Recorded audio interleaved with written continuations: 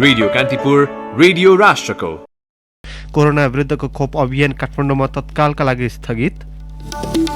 सरकार र जसपाबीच सहमतिपछि वैकल्पिक सरकारको कसरतमा रहेको माओवादी केन्द्रलाई थप अप्ठ्यारो, केही दिनमा समर्थन फिर्ता लिने नेताहरूको भनाई। विश्वका हिम नदीहरू तीव्र गतिमा पग्लिरहेको अध्ययन प्रतिवेदन सार्वजनिक। पछिल्लो 2 दशकमा मात्रै 2 खर्ब 70 अर्ब टन बरफ पग्लियो। र नेपाल सुपर लिग NSL फुटबलमा आज ललितपुर सिटी र धनगढी बीच प्रतिस्पर्धा हुँदै। नमस्कार, कान्तिपुर डायरीका साथमा केशु र म अनिल। समाचार अब विस्तारमा। कोरोना संक्रमण रोकथाम र नियन्त्रणका लागि भन्दै काठमाडौँ उपत्यकामा आजबाट 2 साताका लागि निषेधाज्ञा गरिएको छ। मन्त्री परिषदको निर्णय अनुसार बिहान 6 बजेदेखि वैशाख 31 गतेसम्मका लागि काठमाडौँ, ललितपुर र भक्तपुरमा निषेधाज्ञा जारी गरिएको हो। निषेधाज्ञा अवधिभर बजार, सपिङ मल, सिनेमाघर, चिडियाखाना लगायतका भीड़भाड़ हुने क्षेत्र बन्द गरिएका छन्। अत्यावश्यक औषधि पसल, खाद्यान्नका पसल भने खोल्न पाइनेछ। निजी तथा सार्वजनिक सवारीका साधन सञ्चालनमा समेत रोक लगाइएको छ। यद्यपि स्वास्थ्य सेवा, सरकारी सेवा, बैंक, सञ्चार माध्यमका कर्मचारीले आफ्नो संस्थाको परिचय पत्रका आधारमा निजी सवारी सञ्चालन गर्न पाउनेछन्। अन्तर्राष्ट्रिय उडान यसअघिकै मापदण्डका आधारमा निर्बाध सञ्चालन हुनेछ। सर्वसाधारण नागरिकलाई आवश्यक पर्ने खाद्य सामग्री खरिद गर्न बिहान 10 बजेसम्म र बेलुकी 5 देखि 7 बजेसम्म न्यूनतम 2 मिटर भौतिक दूरी कायम गर्ने गरी सञ्चालन गर्न दिने भनिएको छ। काठमाडौँ उपत्यकामा प्रवेश गर्ने व्यक्तिले अनिवार्य रूपमा स्थानीय तहले तोकेको क्वारेन्टिन वा होम आइसोलेसनमा बस्नुपर्नेछ। निषेधाज्ञामा सड़कमा गुडेका सवारी नियमन र अनुगमन गर्न महानगरीय ट्राफिक प्रहरी महाशाखाले 172 ठाउँमा नियमित चेक पोइन्ट र 56 स्थानमा ब्यारिकेड सहितको डेडिकेटेड चेक पोइन्ट स्थापना गरेको छ। अनुमति बाहेकले पनि सवारीमा देखिने गरी सेवा दिने क्षेत्र उल्लेख गरी परिचय पत्र भिरेर हिँड्नुपर्नेछ। प्रहरी र सशस्त्रले निषेधाज्ञा उल्लङ्घन गर्नेलाई नियन्त्रणमा लिन काठमाडौँ, भक्तपुर र ललितपुरका विभिन्न स्थानमा डोरी टाँगेर होल्डिङ सेन्टर बनाइएको छ। अत्यावश्यक सेवा र अनुमति बाहेकका सवारी र पैदलै मानिसको आवागमन भएमा नियन्त्रणमा लिएर होल्डिङ सेन्टरमा राख्न तीनवटै प्रशासनले प्रहरी र सशस्त्रलाई निर्देशन दिएका छन्। कोरोना भाइरस रोकथामका लागि आजदेखि रूपन्देही, चितवन, कैलाली र कञ्चनपुरमा पनि निषेधाज्ञा जारी गरिएको छ। बाँके, बर्दिया, कास्की, बागलुङ, पर्सामा यसअघि नै निषेधाज्ञा लगाइएको छ।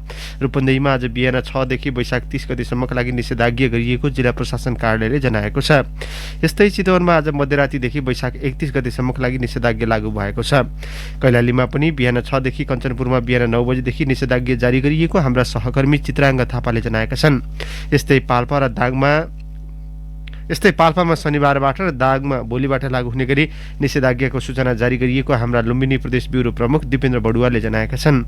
प्रदेश 2 को 12 र धनुषामा संक्रमण दर उच्च रहे पनि शहरी क्षेत्रमा 500 कट्नुपर्ने सरकारी नियमका आधारमा निषेधाज्ञा तत्काल नलगाइएको हाम्रो प्रदेश 2 का अजित तिवारीले जनाएका छन्। यस्तै गोर्खाको भीमसेन थापा गाउँपालिकाको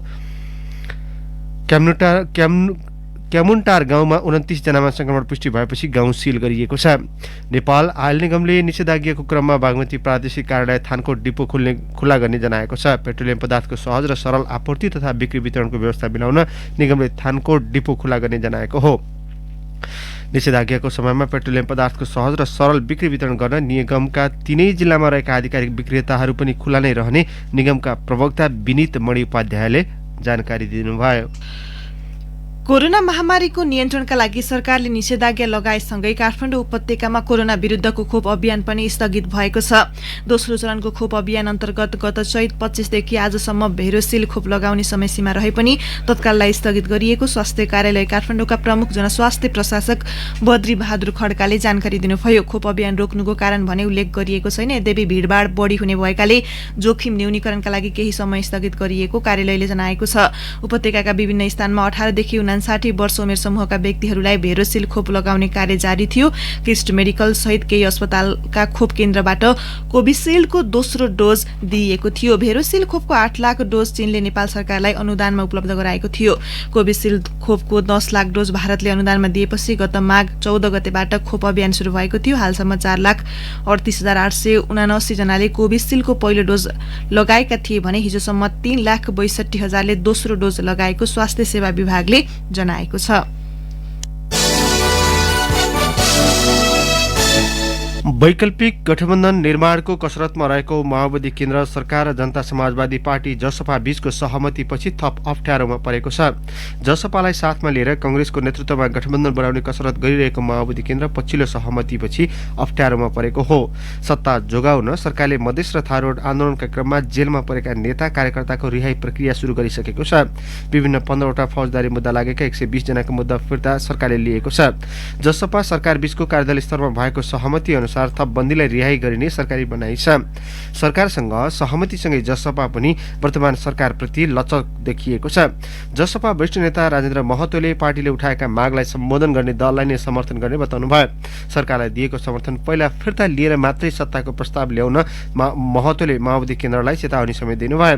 माओवादी केन्द्र पनि वैकल्पिक सरकार बन्न नसक्ने निचोडमा पुगेको छ। कङ्ग्रेसले सरकारको नेतृत्व गर्ने निर्णय गरे पनि थप प्रयास नगर्नु, जसपा र सरकार बीच पछिल्लो पटक बनेको सहमति लगायतका कारण माओवादी केन्द्रलाई नयाँ समीकरण बनाउन सकस भएको हो। यद्यपि वैकल्पिक सरकारका लागि पार्टी अध्यक्ष पुष्पकमल दाहालले दुवै दलसँग अन्तिम प्रयास गर्ने माओवादी स्थायी समिति सदस्य पुष्पा भुसालले जानकारी दिनुभयो। वैकल्पिक सरकारको प्रयास सफल नभए अब केही दिनभित्रमै सरकारलाई दिएको समर्थन फिर्ता गर्ने भुसालको भनाइ छ। एसियाली विकास बैंक एडीबीले नेपालमा यो वर्ष 3.1% को आर्थिक वृद्धि दर हासिल हुने प्रक्षेपण गरेको छ। सन् 2020 मा 1.9% ले ऋणात्मक बनेको आर्थिक वृद्धि दरमा सुधार भई सन् 2021 मा 3.1% पुग्ने प्रक्षेपण एडीबीले गरेको हो। यस्तै सन् 2005 मा यो दर 6.1% पुग्ने एडीबीको अनुमान छ। बजार क्रमशः खुल्दै गएको र आन्तरिक माग बढ्दा आर्थिक वृद्धि दरमा सुधार आउने एडीबीले जनाएको छ। कोरोना संक्रमण नियन्त्रणका लागि जारी खोप अभियानले पनि अर्थतन्त्रमा मद्दत पुग्ने प्रतिवेदनमा उल्लेख छ। एडीबीका अनुसार उपयुक्त मनसुन र बालीहरूमा आएको सुधारका कारण नेपालको कृषि क्षेत्रमा 2.4% को वृद्धि दर हुन सक्नेछ। उत्पादनमूलक र सेवा उद्योगमा बिस्तारै खुला हुन थालेको पनि एडीबीले उल्लेख गरेको छ। यसबाहेक निर्माण क्षेत्रमा आएको सुधार र केही महत्त्वपूर्ण आयोजना सम्पन्न हुने भएकाले चालु आर्थिक वर्षमा अर्थतन्त्र सुधारमा व्यापक परिवर्तन आउन सक्ने एडीबीको भनाइ छ। खास गरी माथिल्लो तामाकोशी मेलम्ची जस्ता ठूला परियोजना अर्थतन्त्र सुधारमा महत्त्वपूर्ण हुन सक्ने एडीबीको अनुमान छ। एडीबीले सन् 2021 मा नेपालको मूल्य वृद्धि दर औसतमा 5% कायम रहने पनि अनुमान गरेको छ। सन् 2020 मा यस्तो दर 6.2% थियो। विश्वव्यापी स्वास्थ्य अवस्थामा सुधार र कोरोना भाइरस विरुद्धको खोपको क्षेत्रमा प्राप्त उपलब्धिका कारण यो वर्ष समग्र एसियाको अर्थतन्त्रमा पनि सुधार आउने एडीबीको प्रक्षेपण छ। गत वर्ष 6% ले ऋणात्मक बनेको दक्षिण एसियाको कुल ग्राहस्थ उत्पादन सन् 2021 मा 9.5% ले वृद्धि हुने अनुमान गरिएको छ।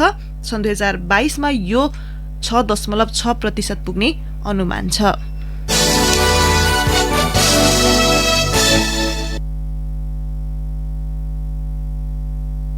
तनहुको रिसिङ गाउँपालिका 1 धारापानीमा स्कुटर दुर्घटना हुँदा 2 जनाको मृत्यु भएको छ। दुर्घटनामा रिसिङ 4 का 37 वर्षीय सन्देश गजमेर र 26 वर्षीय पवित्र राणा भाटको मृत्यु भएको जिल्ला प्रहरी नायब उपरीक्षक युवराज तिमल सिन्हाले जानकारी दिनुभयो।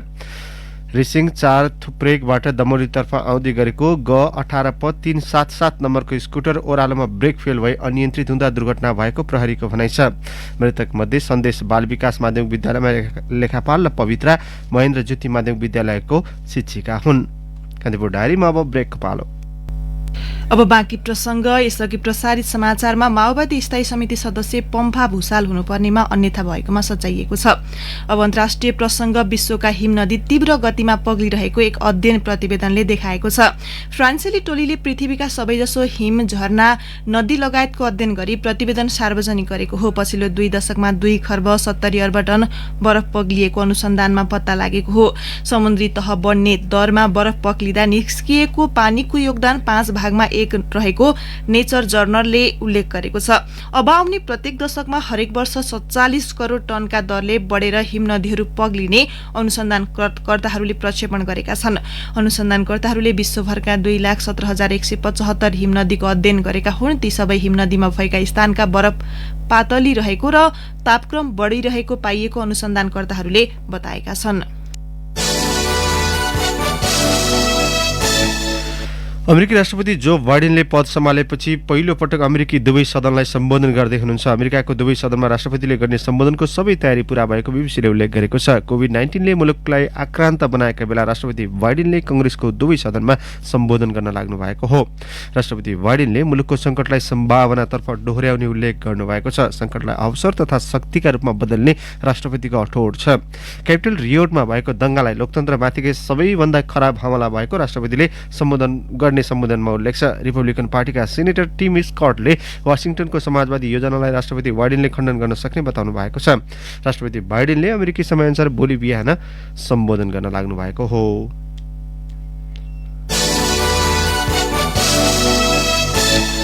अब खेल प्रसङ्ग काठमाडौँमा जारी नेपाल सुपर लिग NSL फुटबलमा आज एक मात्र खेल हुँदैछ। सरकारले जारी गरेको निषेधाज्ञाका बीच पनि प्रतियोगिता सञ्चालन गराउने निर्णयसँगै प्रतियोगिता बन्द रङ्गशालामा जारी रहने भएको हो। आज धनगढी FC र ललितपुर सिटी FC प्रतिस्पर्धा गर्नेछन्। त्रिपुरेश्वर स्थित दशरथ रङ्गशालामा हुने खेल साँझ 5:30 बजे सुरु हुनेछ। एकअर्का विरुद्ध मैदान उत्रदा धनगढी दोस्रो र ललितपुर पहिलो जितको खोजीमा रहनेछन्। किरण चेम्जोङ नेतृत्वको धनगढी ललितपुरलाई हराउँदै शीर्ष स्थानमा पुग्ने योजनामा छ। एक बराबरी र एक हारको नतिजा हात पारेको ललितपुर प्रतियोगितामा पहिलो जितसँगै तालिकामा सुधार गर्ने योजनामा छ।